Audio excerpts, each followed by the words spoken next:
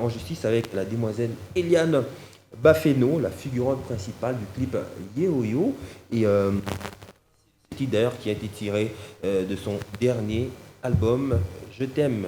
On rappelle qu'il est poursuivi ici pour viol et avortement. Allez, on continue avec cette rubrique culture. À 19h10, ça sera la page publicitaire.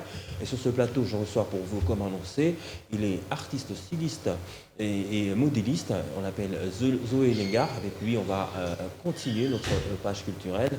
Zoé est avec moi sur ce plateau. On le retrouve juste après cette transition. On the track.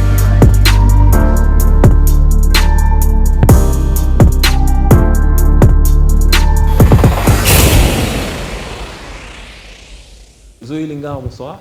Bonsoir. C'est encore un plaisir de te retrouver sur ce plateau d'ici direct. Il y a des lustres, bonne année. Bonne année, le plaisir est partagé, ça fait très longtemps. Voilà. Alors, on se retrouve sur ce plateau après un long moment. Parle-nous, on voit que tu as beaucoup émergé. On est en train de voir un Zoé Lingard qui est beaucoup lu sur Facebook, sur WhatsApp, qui est beaucoup suivi. C'est quoi cette impulsion? Elle vient d'où? On rappelle que tu es dans l'art vestimentaire, mais aussi dans autre chose. Mais qu'est-ce qui fait cette impulsion? Est-ce que tu sens qu'aujourd'hui tu te sens vraiment assis dans ton art?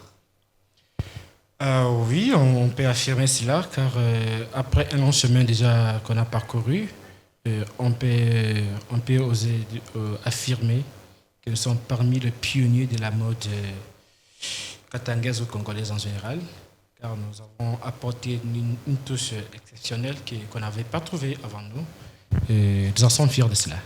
Alors, très fier de toi, ça c'est sûr, mais cette valeur, ce poids que tu te donnes par rapport à la marque, parce que tu es parmi, on t'a vu sur plusieurs organisations, sur plusieurs défilés de mode, mais c'est quoi qui fait Zoé finalement? C'est quoi la touche de Zoé? Qu'est-ce qui fait la différence de Zoé avec les autres stylistes ou autres modélistes que tu as d'ailleurs trouvé ici à Lombashi? Parce qu'il faut dire que tu viens d'une autre terre et tu viens t'imposer ici chez nous, comme plusieurs artistes d'ailleurs.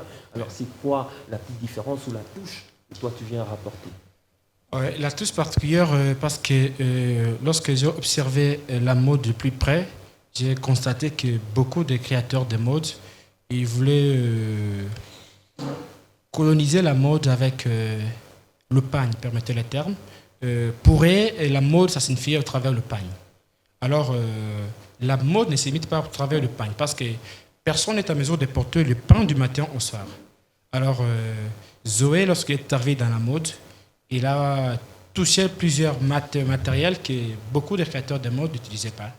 Et il utilise des tissus fraîches, il fait les polos, il fait les vestes, il fait les manteaux, il fait les culottes, les pantalons, et tout genre de tissus que Zoé utilise. C'est ça qui fait la différence des créateurs Zoé et d'autres créateurs de mode. Alors, Zoé Lingard, Zoé Mukendi, on te voit sur cette photo. On va revenir sur cette photo, Alfonda, là, pour voir. On te voit à côté de Ramsey, qui est un artiste, je veux dire, comédien nigérien ou encore acteur. On l'a retrouve dans plusieurs films. Comment s'est passée la rencontre avec ce grand monsieur? Ah oui, c'est vrai, on a toujours dit que les grands esprits se rencontrent toujours. Ouais. Et c'était dans un événement où nous étions ensemble à l'extérieur du pays. Et on a fait connaissance entre artistes. Là, c'est à Lagos. Oui, bien sûr. On a fait connaissance entre artistes et puis on partage une très bonne relation et tout s'est passé vite comme ça. Zoé Lingard, toujours à côté des figures de pro de la musique. On te voit à côté de Koffi Olomide qui a mis une de tes marques. On te voit à côté de Tata Moulich. On te voit à côté de plusieurs autres artistes, même d'ici chez nous à Lubumbashi. Qu'est-ce qui se passe? Quel est ce mécanisme que tu utilises finalement pour te faire attirer tout ce monde autour de toi? Il n'y a pas de magie, il n'y a pas de c'est pas sorcier. Ce que nous faisons, c'est seulement faire le travail correctement comme il se doit.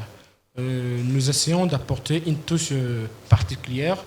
Lorsque quelqu'un voit la marque Zoé Lingard pour la première fois, il sera étonné, il sera motivé de découvrir qu'est-ce qu'il a acheté où. Et il ne sait pas que c'est acheté ici. Alors, c'est comme la veste que j'ai mis sur moi. C'est une collection 2020. C'est une veste qui vous allez la découvrir peut-être prochainement, ou bien maintenant, là, si vous avez un œil un peu attentif, vous allez voir qu'il y a une touche particulière sur la veste. C'est cette touche-là, à chaque fois que nous faisons, nous créons, que nous essayons d'amener à chaque fois que nous mettons notre talent à l'œuvre. Certes, c'est vrai que le monde de la mode n'est pas toujours aussi facile. Nous sommes à Lubumbashi et beaucoup plus en Afrique. Dites-moi, quelles sont les difficultés que vous rencontrez? Certes, vous avez émergé, vous le dites vous-même, mais ça se remarque. Mais quelles sont les difficultés que vous rencontrez? Les difficultés sont énormes, elles sont partout, dans les fiefs d'abord du consommateur, tant qu'il y a aussi dans les fiefs de nous, les créateurs de mode, à travers le matériel à trouver qui n'est pas facile et que les consommateurs locaux qui ne font pas réellement confiance, qui n'achètent pas nos produits comme il se doit, comparativement à d'autres cieux, Nigeria, Bénin, beaucoup de pays, beaucoup de villes, où les locaux consomment d'abord les locaux. Alors ici, on a toujours parlé de ça à chaque fois. Ici, à Lubumbashi, dans les Congo en général, les gens ne consomment pas la mode comme il se doit.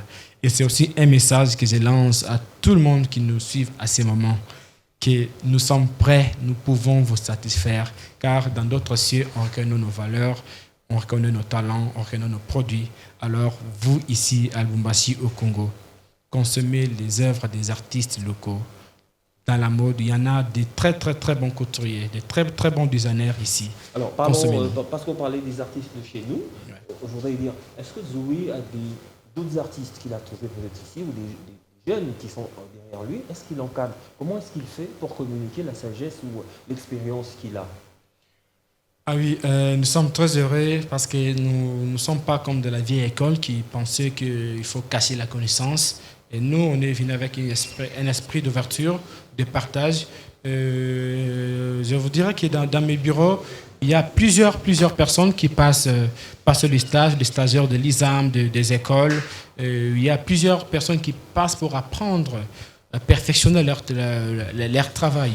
Et nous en sommes fiers. Aujourd'hui, nous voyons plusieurs jeunes émerger qui ont pu passer par chez nous, par notre banc d'école. Et puis aujourd'hui, ils ont leurs ateliers, ils progressent, ils travaillent, ils créent. Et nous sommes fiers de cela.